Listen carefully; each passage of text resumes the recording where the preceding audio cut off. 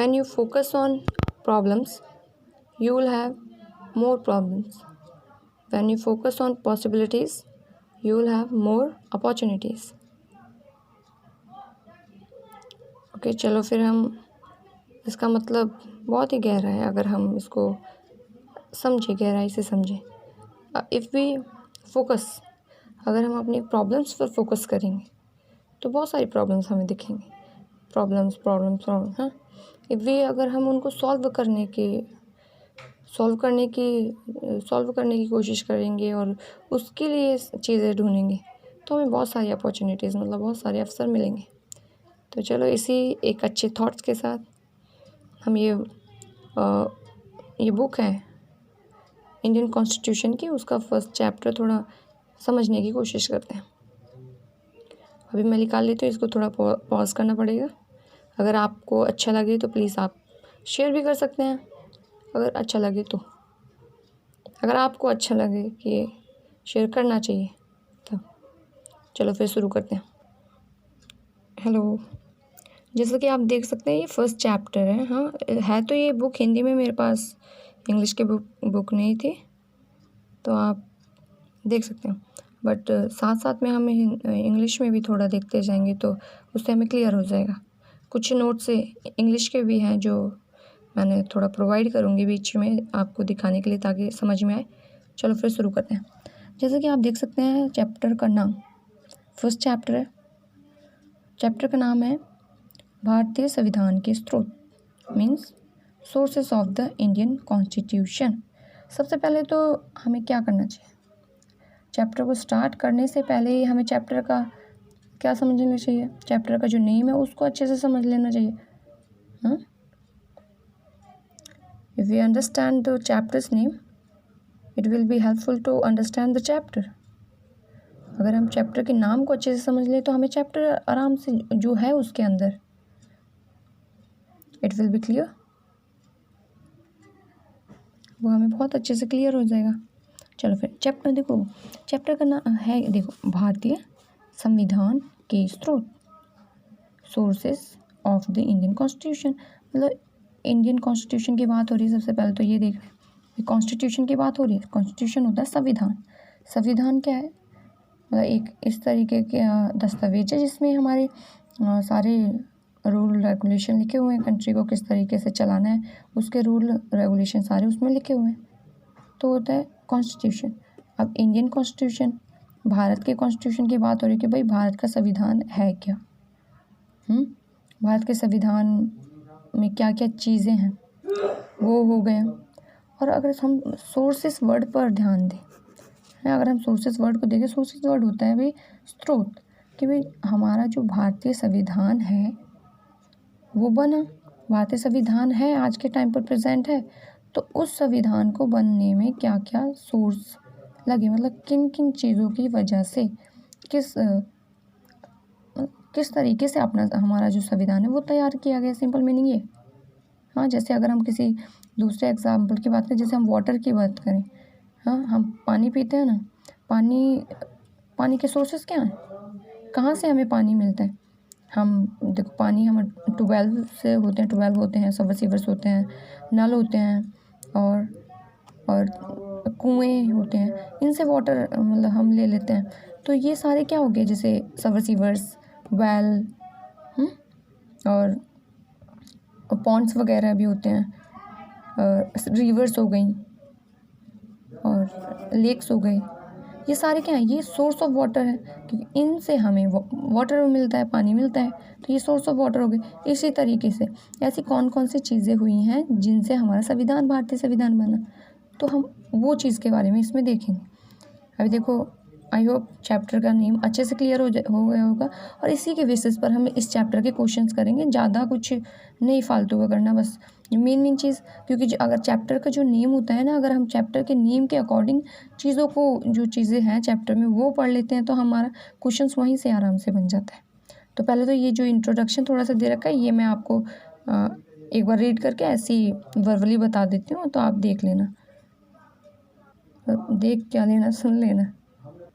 देखो, अगर हम इस इंट्रोडक्शन की बात करें जो हमारा ये इसमें लिखा हुआ है, इसमें कुछ भी इंट्रोडक्शन नहीं है, मतलब मतलब कुछ भी क्या लिखा तो है, कुछ भी का मतलब वो नहीं कि वैसे कुछ नहीं, मतलब ज़्यादा कुछ नहीं है कि हमें बहुत समझ में ना आए, वो वाली बात। तो यहाँ पे कुछ नहीं कहा गया, यहाँ कुछ सॉरी कुछ कुछ वर्ड वैसे निकल रहा है, बट लिखा तो है। मतलब मैं कुछ कहने का मतलब है कि भाई ज़्यादा कुछ वो नहीं है। तो यहाँ पे कहा गया है कि भाई कोई भी जैसे संविधान है, जैसे if we talk about the constitution, जैसे अगर हमारा जो संविधान है उसका जब निर्माण करा गया, जब इसे संविधान बनाया गया, तो संविधान ऐसे ही थोड़ी ना बना लिया जाता है, समझ रहे हो ना। संविधान ऐसे ही थोड़ी ना बन जाता है। मतलब जैसे अगर हम दूसरे एग्जाम्पल की बात करें, जैसे अगर हम एक एग्जाम्पल जैसे देखते हैं कि जैसे हमें कोई बिजनेस सेटअप करना है, समझ रहे हो क्या करना है, हमें कोई बिजनेस सेटअप करना है, तो हम ऐसे थोड़ी ना कुछ भी काम जो करने लग जाते हैं वो ऐਵੇਂ ही थोड़ी ना करने लग जाते हैं। हमें उसके बारे में, अगर जैसे हम बिजनेस ही सेटअप करना चाहते हैं, तो पहले उसके बारे में कोई इन्फॉर्मेशन तो हम गैदर करेंगे ना कहीं से, उससे रिलेटेड चीज़ों को जानेंगे, समझेंगे क्या क्या होता है, वो सब चीज़ें जानते हैं ना। और जब हम दुनिया भर की चीज़ें जानते हैं, मतलब अलग अलग लोगों से बातें करते हैं जो बिजनेस में इन्वॉल्व हैं, उनसे बातें करते हैं या कहीं से भी इंफॉर्मेशन लेते हैं उसके बारे में, फिर उस इंफॉर्मेशन से क्या करते हैं, उस इंफॉर्मेशन से जो इम्पोर्टेंट इन्फॉर्मेशन है, जो हमारे बिजनेस हमें पता है ना हम कौन सा बिजनेस करना चाहते हैं, जो उसको सूटेबल है, उस बिजनेस के अकॉर्डिंग अगर उस काम के लिए वो अगर सूटेबल है, मतलब वो सारे जो हम पूछ रहे हैं, जो आइडियाज़ हम ले रहे हैं, अगर वो हमारे बिजनेस को सूट करते हैं, तभी तो हम उन चीज़ों को लेते हैं। हाँ, जो सही हमें लगता है कि हाँ भाई ये चीज़ ठीक है, तो हमने यहाँ मतलब भाई हाँ ये बंदा ये चीज़ सही बोल रहा है, तो यहाँ से हमने कुछ मतलब कुछ चीज़ ले ली, हाँ भाई हाँ इसको हम यूज़ कर सकते हैं अपने बिजनेस में। अगर हमने इससे बात करी या यहाँ पे कोई चीज़ सुनी, तो हमें इसमें से एक दो वर्ड मिले, मतलब एक दो चीज़ें मिली कि हाँ भाई ये चीज़ भी करनी चाहिए, ये भी ठीक है, ये भी हम अपने बिजनेस में कर सकते हैं। और कुछ और करा देखा तो हाँ ये भी कर सकते हैं। लेकिन ऐसा तो नहीं होता ना कि अगर हम एक ही बंदे से बात करें, हमें कोई छोटी सी शॉप खोलनी है, छोटी सी मतलब शॉप तो खैर ऐसी खुल जाती है, बट लेकिन वो बिजनेस से रिलेटेड होगी, ज़्यादा इतनी भी छोटी नहीं होगी, मतलब हमें कोई स्टोर खोलना है। ऐसा तो नहीं होगा ना कि हम दूसरे स्टोर वाले से जाके पूछें भैया आपने क्या क्या करा, उसने जो करा हम ऐसे वैसे सेम टू सेम सारी चीज़ें A to Z same copy कर लेंगे, नहीं ना। हम अपने अकॉर्डिंग हम सुनेंगे, उससे पूछेंगे कि हाँ किस तरीके से करा, फिर उसके अकॉर्डिंग हम अपना स्टोर सेटअप कर लेंगे। यही बात होती है ना। तो सेम यही हुआ जब हमारा संविधान, इसमें यही लिखा हुआ है कि जब हमारा संविधान बनाने वाले जो लोग थे, मेकर्स ऑफ द कॉन्स्टिट्यूशन जो थे, उन्होंने क्या करा, हमारा जो संविधान था, जब हमारी जो कंट्री है वो कब इंडिपेंडेंट हुई, 1947 1947 में। 1947 से पहले मतलब 1946 में 1946 में क्या हुआ, 1946 में जो कॉन्स्टिट्यूशन असेंबली हमारी बनाई गई थी, मतलब संविधान सभा बनाई गई थी, और उस संविधान सभा ने हमारे संविधान का निर्माण करा। उसमें जो लोग थे वो काफ़ी एजुकेटेड लोग थे, काफ़ी एक्सपीरियंस वाले लोग थे। तो उन्होंने क्या करा, अलग अलग देशों के जो संविधान थे, मतलब काफ़ी देश जैसे कनाडा हो गए, USA हो गया, ब्रिटेन हो गया, और आयरलैंड हो गया, अफ्रीका हो गया, ये सब जो संविधान ऑलरेडी मतलब एग्जिस्टेंट में थे, तो उन संविधानों का क्या करा, उन संविधानों को पढ़ा उन्होंने, उन संविधानों को देखा, उनकी विशेषताओं को देखा, और फिर उन संविधानों में से सारे संविधानों को पढ़ा, ज़्यादातर जो संविधान थे सबके संविधानों को पढ़ा, और उसमें से जो अच्छी अच्छी चीज़ें थी और जो हमारे देश के संविधान को, मतलब हमारे देश के अकॉर्डिंग, हमारे देश की जैसी व्यवस्था है, उस देश की व्यवस्था को, हमारे देश की व्यवस्था को जो बातें सूट करी, वो बातें उन्होंने वहाँ से उठा ली, ले ली, और बस अपना संविधान बना दिया। इसलिए देखो ये चीज़ भी बोली जाती है, ये लाइन, चुने हुए उधार लेने योग्य तथ्यों के माध्यम से एक व्यावहारिक संविधान की खोज, मतलब यही कि भाई उधार लिया, मतलब चुन कर अपने भी अलग अलग जो संविधान है उनसे चीज़ें ली, तो उसको उस वे में भी कह देते हैं कहीं कि उधार लिया हुआ संविधान है हमारा। ये चीज़ भी आगे आएगी इस चैप्टर में थोड़ी, तो वो भी देख लेंगे थोड़ा। तो उधार लिया संविधान, तो हाँ यही कि भाई हाँ हमने दूसरों से उधार तो लिया लेकिन अपने अकॉर्डिंग, अपने व्यवहार के अकॉर्डिंग हमने उसको ढाल लिया, तो वो चीज़। और ज़्यादा कुछ नहीं है, अगर आप इसको पढ़ोगे तो वही आसान सी चीज़ है, बस मेन चीज़ यही है। अगर देखो पढ़ोगे मेन आइडिया, अगर हम किसी चीज़ का बात करते हैं, कोई भी अगर हमारे सामने 2-3 पेज हैं, तो उसका जो मेन आइडिया होता है, मतलब एक पोएम की भी अगर बात करें हम, उसका जो मेन आइडिया होता है वो जस्ट 2-3 लाइनों का होता है।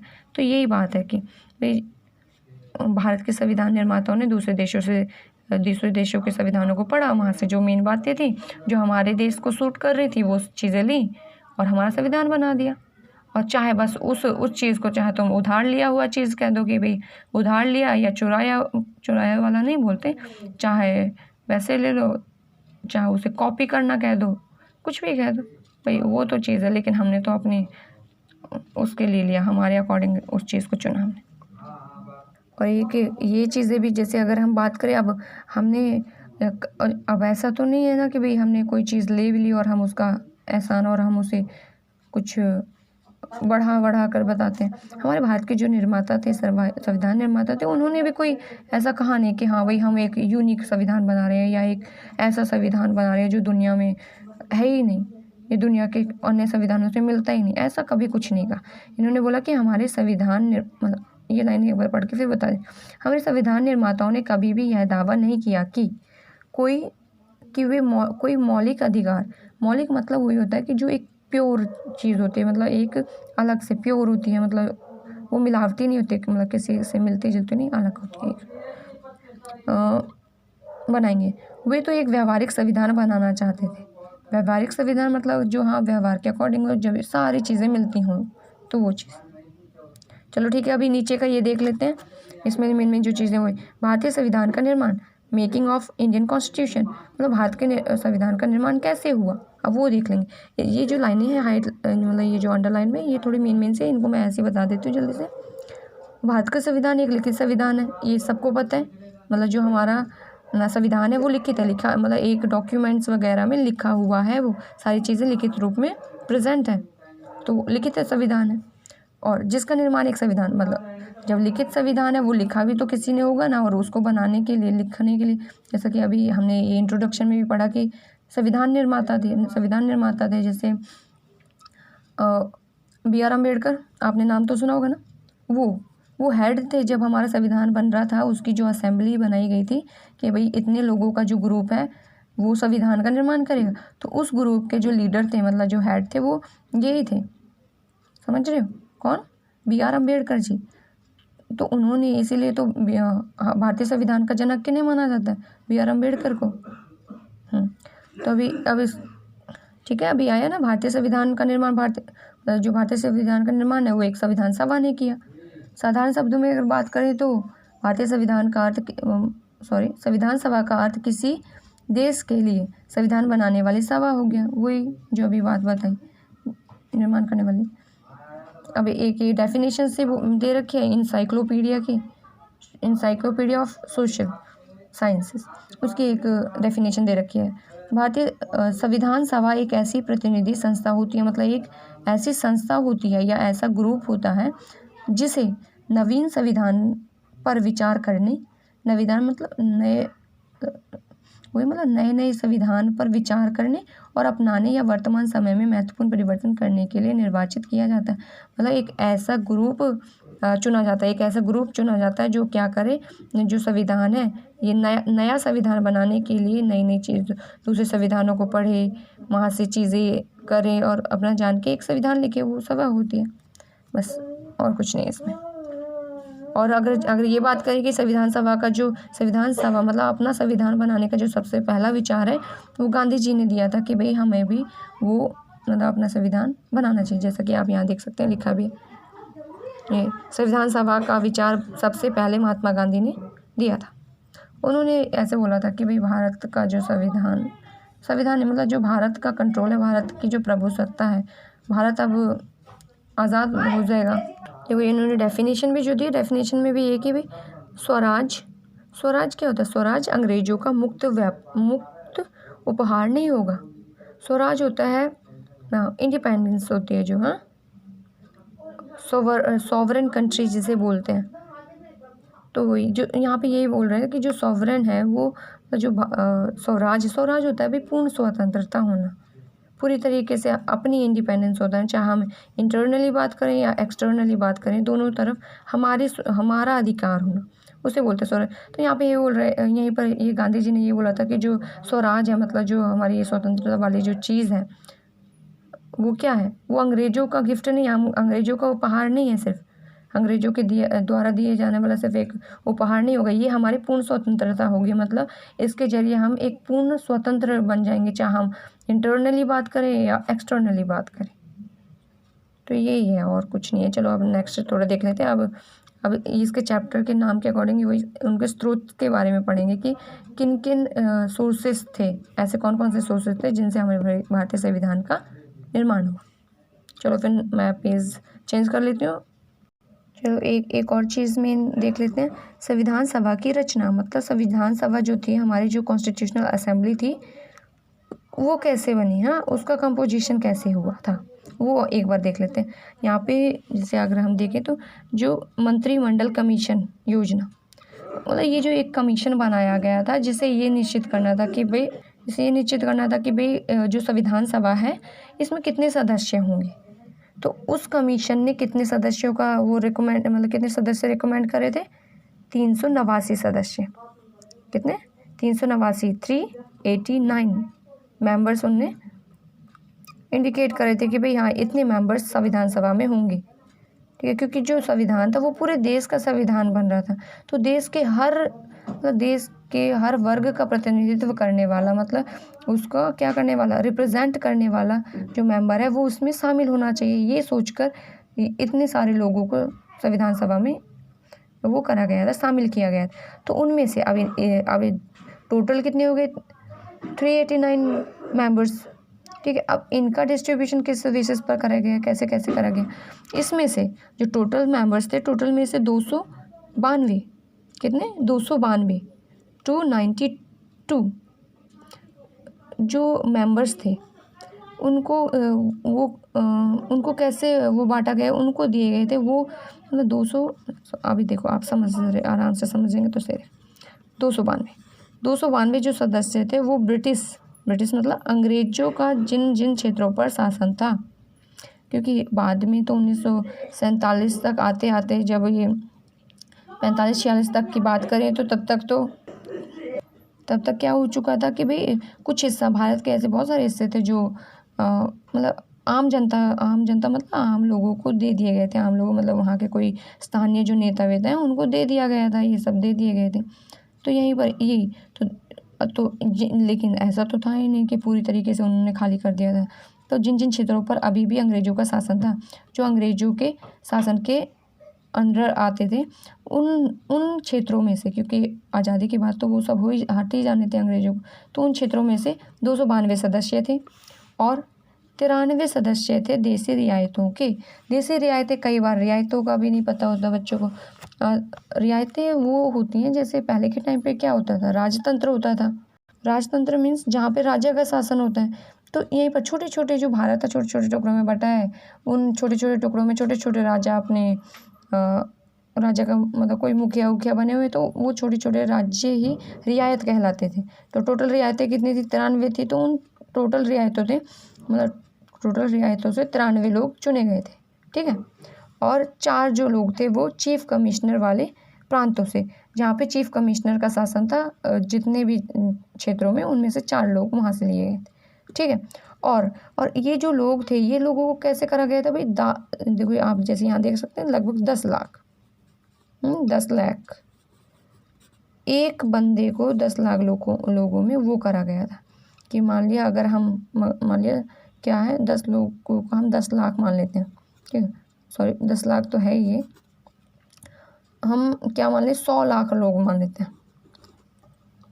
अगर हम क्या कर लें, 100 लाख लोग मान लें, तो 100 लाख के एक के ऊपर कितने, 1 लाख के लिए 1 लोग, 10 लाख के लिए, सॉरी ये 1 लाख के नहीं, 10 लाख के लिए एक बंदा है, ऐसे अगले 10 के लिए दूसरा बंदा, ऐसे 100 की अगर बात करें तो 10 बंदे, अगर 100 लाख लोगों की बात करें तो उन पर कितने, उन पर 10 बंदे। तो वही 10 लाख लोगों का जो रिप्रेजेंटेशन है असेंबली में, मतलब इन 10 लाख लोगों की तरफ से एक बंदा चुन के एक बंदा को असेंबली में भेजा गया। ऐसे ही अगर अगले 10 की बात करें, वहाँ से एक इंसान आया। तो ऐसे ऐसे करके ये इसकी रचना करी गई थी, इसकी कंपोजिशन करी गई थी।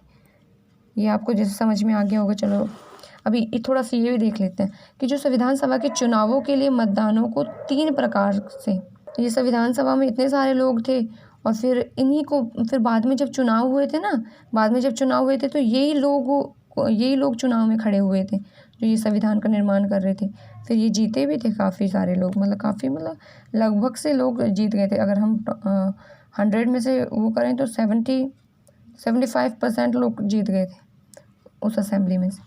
तो ठीक है, उन लोगों को जो बांटा गया था वो अगर मतदान की भी कहाँ कहाँ से जब चुनाव होंगे तो कहाँ कहाँ से मत मिलेगा, तो वो जैसे हिंदू, एक तो साधारण में डिवाइड करा गया भाई। साधारण जनता में कौन कौन से थे, हिंदू, फारसी, एंग्लो इंडियन वो होते हैं जो ब्रिटिशर और इंडिया, मतलब कोई ब्रिटिशर है, वो कोई अंग्रेज है, वो आके भारत की किसी लेडी के साथ शादी कर लिया, फिर तो वो एक एंग्लो इंडियन बन गया। ठीक है, तो वही चीज़ थी, उनके बच्चे वो सब एंग्लो इंडियन में आ जाते हैं। और भारतीय ईसाई शामिल थे। ये सब लोग थे सामान्य, मतलब इनका कुछ वो नहीं था, इन्हें ज़्यादा कोई स्पेशल वो नहीं दिया गया था, स्पेशल राइट नहीं दिया गया था, मतलब स्पेशल राइट वो सब। लेकिन मुस्लिम्स के लिए क्या था, मुस्लिम्स जो लोग थे उनके जो नेता थे वो एक स्पेशल हक मांग रहे थे, उसी के ज़रिए फिर काफ़ी चीज़ें मुस्लिम्स के लिए अलग से वो करी गई थी। भाई हमारे मुस्लिम्स हैं, क्योंकि उन्हें खतरा उस टाइम पर वो जब हमारा देश आज़ाद हो रहा था ना, तो अंग्रेज़ों ने क्या करा, ये भड़का दिया लोगों को। हमारे देश के लोग यही हो ना, जैसे आम जनता है, उन्हें भोले भाले से लोग थे, बस भड़का दिया, भड़का के बंटवारे करवा दिए, उनके बीच में चीज़ें उनके मन में ऐसे भर दिए कि भाई हिंदू मुस्लिम्स का चक्कर, ये सब करवा दिया, जबकि यही काम बहुत बुरा करा इन्होंने। तो यही सब था। फिर इससे क्या हुआ था कि जो मुस्लिम्स थे, मुस्लिम्स में थोड़ा डर था कि अगर अंग्रेज जब चले जाएंगे तो कहीं ये हिंदू पॉपुलेशन ज़्यादा है यहाँ पे, तो हम माइनॉरिटी में आ जाएंगे तो कहीं हमारे ऊपर अत्याचार ना करने लग जाए। तो ये एक अलग से अधिकार के तहत थे, तो मुस्लिम्स पॉपुलेशंस को स्पेशल में लिया जाता था। फिर इनको भी इसमें क्या होता है, आकर्षण नहीं होता, आरक्षण, हाँ आरक्षण होता है ना, आरक्षण दिया गया था स्पेशल। ऐसे सिक्स के लिए भी करा गया था क्योंकि दंगे वंगे उस टाइम पर। तो ये सब था, ये कंपोजिशन से रिलेटेड हो गया। अभी चलो ठीक है, ये कंपोजिशन से। अब ये एक लाइन और कि संविधान का निर्माण, मेकिंग ऑफ द कॉन्स्टिट्यूशन। संविधान सभा की प्रथम बैठक मीन्स फर्स्ट बैठक, first assembly of constitution assembly कब हुई थी, when it was held on 9 दिसंबर 1946। 9 दिसंबर 1946 में पहली बैठक हुई थी। मतलब ये सारी असेंबली के जो लोग थे एक इस तारीख को एक जगह बैठे थे और इन्होंने संविधान पर बातें करी थी कि भाई किस तरीके का बनाना है, कैसे करना है, वो सब बातें करी। फिर सेकंड जो बैठक हुई थी वो हुई थी हमारी ये इसी दिसंबर में हुई थी। आफ्टर कितने दिन का फ़र्क रह गया, 2 to 3 days। तो इसमें ही फिर 11 दिसंबर 1946 को ही उसी महीने में नेक्स्ट बैठक करी थी इन लोगों ने मिलकर। जो हमारी फर्स्ट बैठक हुई थी उसमें सच्चिदानंद सिन्हा को अध्यक्ष बनाया गया था। अध्यक्ष मतलब अध्यक्ष वैसे वाला अध्यक्ष नहीं, वैसे पूरी कमेटी का जो अध्यक्ष थे, संविधान का जो अध्यक्ष थे वो तो डॉक्टर BR अम्बेडकर थे। यहाँ पर उस तरीके के अध्यक्ष हो रही है कि भाई जैसे आपने कभी उसमें देखा हो, जो संसद में देखा होगा कोई वीडियो वगैरह देखा हो जहाँ पे एक मुखिया बैठा होता है और ये सारे लोग यहाँ संसद के मेंबर्स बैठे रहते हैं, वो यहाँ से शांत, स्पीकर जिसे बोलते हैं, वो शांत करता रहता है सबकी बातें, स्पीकर महोदय करके ये सारे जो लोग होते हैं अपनी बातें बता रहे होते हैं। तो वो चीज़ उस तरीके का जो अध्यक्ष था वो सच्चिदानंद सिन्हा को बनाया गया था फर्स्ट मीटिंग में। सेकंड मीटिंग ठीक है। फर्स्ट मीटिंग में ये नहीं थे क्योंकि ये सबसे बड़े थे, मतलब उनको इस तरीके से माना गया कि भाई सबसे बड़े हैं, सबसे ज़्यादा एक्सपीरियंस्ड हैं, तो ये इसकी अध्यक्षता कर सकते हैं। फिर जो सेकंड बैठक हुई थी, देखो फर्स्ट बैठक जब हुई थी, ये सच्चिदानंद सिन्हा को अध्यक्ष तो बनाया गया था, लेकिन ये टेम्पररी अध्यक्ष थे, मतलब इनको कुछ टाइम के लिए, बस उसी मीटिंग के लिए, सिर्फ उसी मीटिंग के लिए इनको अध्यक्ष बनाया गया था। बट जब सेकंड मीटिंग हुई थी इनकी, तो उसमें राजेंद्र प्रसाद को इनका स्थायी अध्यक्ष चुन लिया गया था। ठीक है, तो उसकी वजह से फिर ये जितनी भी मीटिंग्स हुई उसमें ये स्थायी रूप में रहे। ठीक है, अभी चलो अभी नेक्स्ट पेज पे जाते हैं। ये ज़्यादा लंबा वीडियो होता जा रहा है। चलो अगर ज़्यादा लंबा होता जाएगा 30 पे आके मैं रोक दूँगी इसको, अगर फिर नेक्स्ट पार्ट बना के डाल दूँगी, तो आप देख सकते हैं। अब ये बेटो देखो नेक्स्ट पेज पे है। नेक्स्ट पेज का ये नया एक अलग सा टॉपिक, जैसे अलग सा टॉपिक है उसी से रिलेटेड संविधान निर्माण। मतलब संविधान का निर्माण कैसे हुआ कि पहले देखो, जब कोई भी चीज़ करते हैं तो पहले वो एक ड्राफ्ट तैयार करते हैं ना, ड्राफ्ट होता है वो तैयार करना, प्रारूप तैयार करना, भाई इस तरीके से ये करेंगे। तो ये चीज़ थोड़ा सा 2-3 लाइनें बस यहाँ पे बताऊँगी और फिर नेक्स्ट मेन क्वेश्चन पे चले जाएंगे हम। तो बेटे एक चीज़ और बताना था आप लोगों को। अभी मैंने वो पीछे वाले पीछे वाले पेज में क्या एक चीज़ वो बता दी थी, मतलब अध्यक्ष के बारे में जो बताई थी BR अम्बेडकर के बारे में, वो जो थे वो अब जो देखो यहाँ पे जो ये ड्राफ्ट कमेटी बनाई गई थी ना, उसके अध्यक्ष थे। ठीक है, आप उसको करेक्ट कर लेना, मतलब करेक्ट क्या मतलब, आप लोग कंफ्यूज मत होना, ये चीज़ आप दोबारा से अपने मन में करेक्ट कर लेना अगर आपने ये चीज़ कर ली हो कि हाँ भाई वो थे क्या राजेंद्र प्रसाद थे या सच्चिदानंद थे। अब उसके चीज़ पर वो कर लेना। सच्चिदानंद देखो, अब एक बार आप समझ लें, जो सच्चिदानंद थे वो जब हम पहली असेंबली हुई उनकी, किनकी, कॉन्स्टिट्यूशन असेंबली के जो मेंबर्स थे उनकी जो पहली असेंबली हुई थी। हाँ देखो, जब जो हमारी पहली असेंबली हुई थी, मतलब पहली बार जब ये सारे के सारे लोग एक जगह बैठे थे, तो उस असेंबली की जो अध्यक्षता है वो किसने करी थी, सच्चिदानंद जी ने। ठीक है, और जब सेकंड असेंबली जब इनकी हुई 11 दिसंबर को, तो यहाँ पर एक स्थायी अध्यक्ष चुन लिया गया। ये अस्थायी अध्यक्ष थे, सच्चिदानंद जी अस्थायी अध्यक्ष थे। फिर जो डॉक्टर अम्बेडकर आ रहे हैं, वो जो फिर डॉक्टर राजेंद्र प्रसाद थे, उनको स्थायी सदस्य चुन लिया गया। भाई ये पूरी जो कमेटी है उसके जो स्थायी अध्यक्ष होंगे, जो अध्यक्षता करेंगे वो वो करेंगे, डॉक्टर राजेंद्र प्रसाद जी करेंगे। लेकिन जब एक ड्राफ्ट कमेटी भी बनाई गई थी, ड्राफ्ट कमेटी वो कमेटी थी जिसने ये जो संविधान थे उनको पढ़ा था। मेन जो बड़े बड़े हमारे क्या बड़े बड़े जो विचारक, हमारे क्या बोलो, मतलब बड़े बड़े जो विचारक थे उस टाइम पर विदेशों में, उनसे बातचीत करी थी संविधान को लेकर। जो मतलब अगर बात करें तो ये लोग थे जो बहुत ही मेन लोग थे जिन्होंने संविधान वो करा था। तो उसके अध्यक्ष कौन थे, उसके अध्यक्ष थे BR अम्बेडकर। इसीलिए उनको फादर ऑफ इंडियन कॉन्स्टिट्यूशन बोला जाता है, क्योंकि वो मेन ड्राफ्ट कमेटी जो थी बनाई गई थी उनके मेंबर थे। और ये टोटल कितने मेंबर थे, 7 मेंबर्स की कमेटी बनाई गई थी। एक यही अध्यक्ष थे और भी अन्य सदस्य थे। इनके नाम देखो, अभी मैं नीचे दिखा दूँगी। और हाँ देखो, ये जब ड्राफ्ट कमेटी थी तो पहली बार भारतीय संविधान सभा ने संविधानिक परामर्श BN राव के निर्देशन में संविधान सभा के कार्यालय के द्वारा तैयार किया गया। मतलब एक मसौदा, ऐसे क्या करा गया था, एक मसौदा बोल रही हूँ, एक प्रारूप तैयार करा गया था कि भाई इस तरीके से हमारा संविधान होगा। जो प्रारूप तैयार किया गया था, सबसे पहले प्रारूप तैयार किया गया, फिर उसमें धीरे धीरे बातें हुई।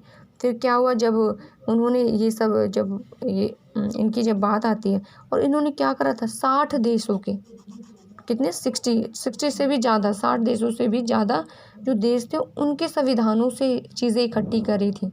उस चीज़ को फिर ये जो एक प्रारूप तैयार करा गया था उस प्रारूप में शामिल किया गया था। फिर उस प्रारूप को फिर सबके सामने क्या करा गया, इसकी जैसे एक फ़ोटोकॉपीज़ वगैरह जो होती हैं वो करवाई गई। उनको सभी लोगों को, जितने भी सदस्य थे, कितने थे सदस्य,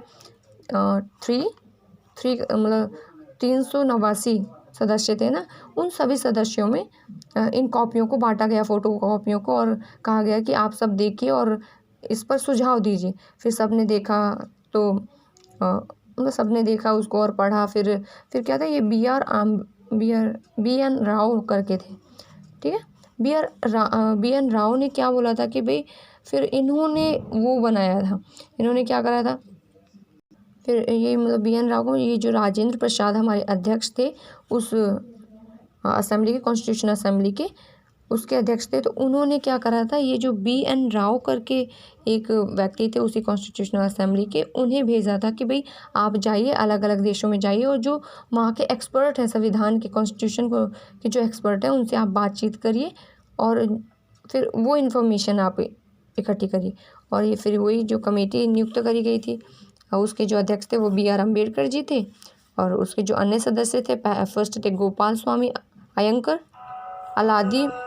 अलादी Krishna Swami Iyer, K M Munshi, B L Mittal, Syed Mohammad Saadulla, D P Khaitan. ये लोग थे जो उस 7 मेंबर्स की कमेटी में थे, ठीक है। चलो अभी मैं इस वीडियो को यहीं पे ख़त्म कर रही हूँ, फिर नेक्स्ट पार्ट हम जो मेन क्वेश्चन है इसका अब नेक्स्ट पार्ट में देख लेंगे। ये अभी ज़्यादा लंबा हो जाएगा तो आप प्लीज़ इसको, और नेक्स्ट पार्ट को भी जल्दी ही डाल देंगे, आप प्लीज़ देख लेना उसको। I hope it will be helpful. आपको जो समझाया वो आपको समझ में आया होगा। अगर आपको अच्छा लगा हो, थोड़ा बहुत समझ में आया हो तो प्लीज़ आप कैसे